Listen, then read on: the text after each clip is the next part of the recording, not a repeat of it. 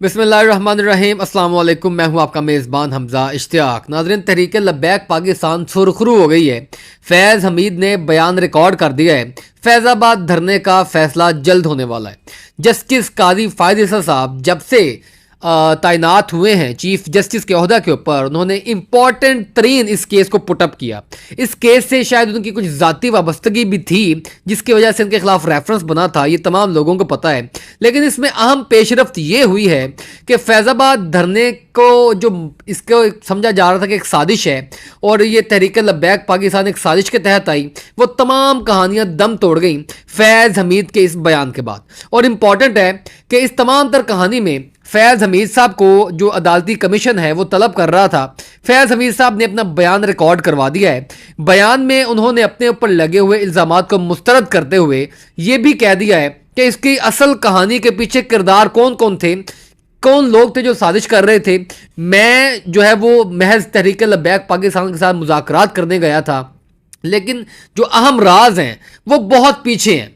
वो क्या थे उसके ऊपर आज डिस्कस करते हैं। तो आज की कहानी जो है वो इम्पॉर्टेंट इसलिए भी है कि फैज़ाबाद धरना इसलिए भी इम्पॉर्टेंट है कि पाकिस्तान की ब्यूरोक्रेसी, पाकिस्तान की इस्टेब्लिशमेंट और पाकिस्तान की पॉलिटिकल रूलिंग एलीट जो है, इनके अपनी अपनी डोमेन्स के मुतालिक है कि कौन किस हद तक अपनी डोमेन में रह सकता है, कौन किससे आगे निकल सकता है, कौन किससे जो है वो आगे नहीं निकल सकता, कहाँ पर किसका दायरा कार शुरू हो जाता है, कहाँ पर सियासी जमातें जो हैं उनका दायरा कार होता है। तो इस हवाले से ये केस बड़ा अहम है।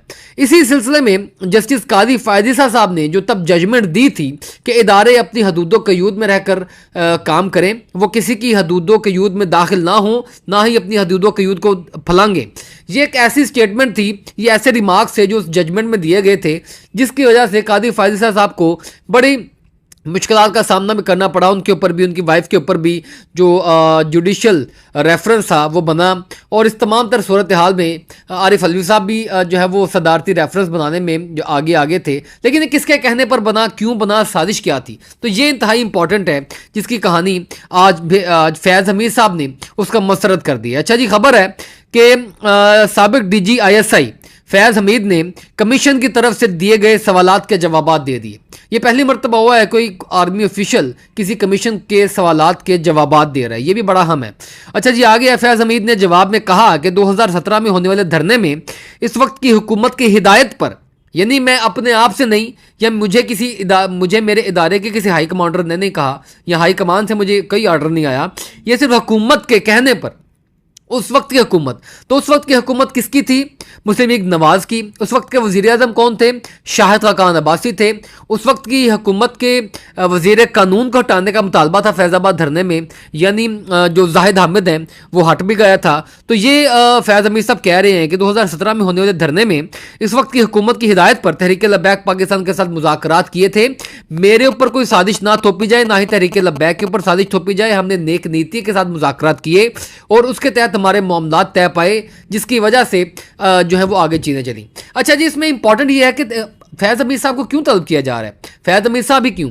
तो फैज़ हमीद साहब के ऊपर ये इल्ज़ाम बार बार आ रहा था कि 2017 में उस वक्त की हुकूमत, यानी जो मुस्लिम लीग नवाज की हुकूमत थी, उसको गिराने में या उसको कमज़ोर करने में या हॉर्स ट्रेडिंग करने में या मुस्लिम लीग नवाज के लोगों को तोड़ने में बड़ा एक्टिव रोल प्ले करते रहे जनरल फैज़ हमीद साहब। उन लोगों को PTI में जो है वो शामिल करवाने के लिए और ये हुकूमत के ख़िलाफ़, उस वक्त की हुकूमत के ख़िलाफ़ साजिश के लिए। तो ये इल्ज़ाम है फैज़ हमीद साहब के ऊपर कि वो उस वक्त जो है वो इस तरह का नेगेटिव रोल प्ले करते रहे। अच्छा जी, आगे चलकर फैज़ हमीद साहब ने अपने जवाब में बताया कि 2017 में इस वक्त वज़ीर आज़म शाहिद खाकान अब्बासी और वज़ीर दाखिला एहसन इकबाल की सरबराही में काबीना का इजलास हुआ, जिसमें इंटेलिजेंस के सरबराह नवीद मुख्तार और मिलिट्री क़यादत भी शरीक थी। इन तमाम अफराद की मुश्तरका हिदायत पर TLP से मुज़ाकरात किए। फैज़ हमीद ने हुकूमत के खिलाफ साजिश करने के इल्ज़ामात की तरदीद कर दी है, यानी मैंने कोई साजिश नहीं की उस वक्त की हुकूमत के खिलाफ। मुझे मुज़ाकरात का टास्क दिया गया था, मैंने वो मुज़ाकरात तहरीक लब्बैक पाकिस्तान के साथ किए। ना तहरीक लब्बैक पाकिस्तान ने उन मुज़ाकरात के ख़िलाफ़ की बात की, ना तहरीक लब्बैक पाकिस्तान ने कोई साजिश की, ना तहरीक लब्बैक पाकिस्तान ने उस वक्त जो है वो हुकूमत के ख़िलाफ़ जो है वो किसी साजिश के तहत वो फैज़ाबाद में आए थे। ना ही मैंने कोई साजिश की, ना ही हमने मुज़ाकरात से रोगर्दानी की।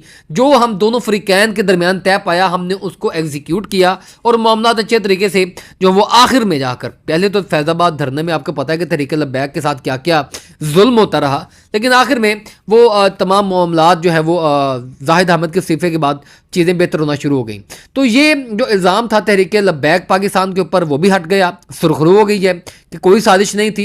एक हक मुतालबा लेकर आगे गए थे, नमूस रसालत का मामला लेकर आगे गए थे, हुकूमत की हट धर्मी थी, लेकिन आखिर में उनको समझ आ गई कि हमें पीछे हटना पड़ेगा। ये उस वक्त भी तहरीक लब्बैक पाकिस्तान की फतह थी और आज भी जब उसके हकायक और राज उठ रहे हैं, पर्दा पीछे हट रहा है, तो आज भी तहरीक लब्बैक पाकिस्तान की जो है वो फतह है। लेकिन इस कहानी के पीछे कोई ना कोई किरदार तो थे, राज तो ऐसे हैं कि ये फिर अगर सब कुछ सच्चा है, सब कुछ हकीकत है, तहरीक लब्बैक पाकिस्तान भी सच्ची है, फैज़ हमीद साहब भी सच्चे हैं, तो फिर कौन था जो साजिश रच रहा था? कोई तो था जो बार बार इल्ज़ाम फैज़ हमीद के ऊपर धरना चाहता था, कोई तो है जो तहरीक लब्बैक पाकिस्तान को गंदा करना चाहता था, कोई तो है जो फैज़ हमीद के ऊपर तमाम मलबा फेंक कर किसी और तरफ अपना टारगेट अचीव करना चाह रहा है या किसी को क्लीन चिट दिलवाना चाह रहा है। तो कोई तो है, तो वो कोई तो है अभी बहुत जल्द फैज़ हमीद साहब जो हैं उसके बयानात के बाद ये क्लियर हो गया है। इस्टेब्लिशमेंट भी उस वक्त की पाकिस्तान के खिलाफ किसी साजिश में मुलविस नहीं थी, ना ही हुकूमत के जो है वो उसके खिलाफ को साजिश कर रही थी। लिहाजा इस्टेब्लिशमेंट भी क्लियर हो गई, तहरीक लब्बैक पाकिस्तान भी क्लियर हो गई। तहरीक लब्बैक पाकिस्तान के ऊपर बार बार एक इल्ज़ाम लगता है कि इस्टेब्लिशमेंट की बी जमात है, वो भी मामला क्लियर हो गया। तो यानी इसके पीछे कहानी कोई और है, कोई और है। इसीलिए काजी फायद ईसा इसलिए इस केस की जान नहीं छोड़े कि जो है किरदार वो असल में सामने आए, खुल के सामने आए, तो कौम के सामने मामला आ जाएगा। और आपको पता है कि किरदार कौन थे, अब भाग गए हैं या पता नहीं कहाँ पर हैं। पता तो सबको है कि क्या चल रहा है, कौन था, क्या चाहता था, किसके खिलाफ था और क्या टारगेट अचीव किया गया और बाद में वो किरदार कैसे पलटा और कैसी कैसी चीज़ें हुई। लिहाजा ये तमाम कहानी मैंने आपके सामने बयान कर दी है। काजी फैज़ ईसा साहब जल्द इस कंक्लूजन पर पहुंचने वाले हैं कि इस केस का फैसला क्या हो।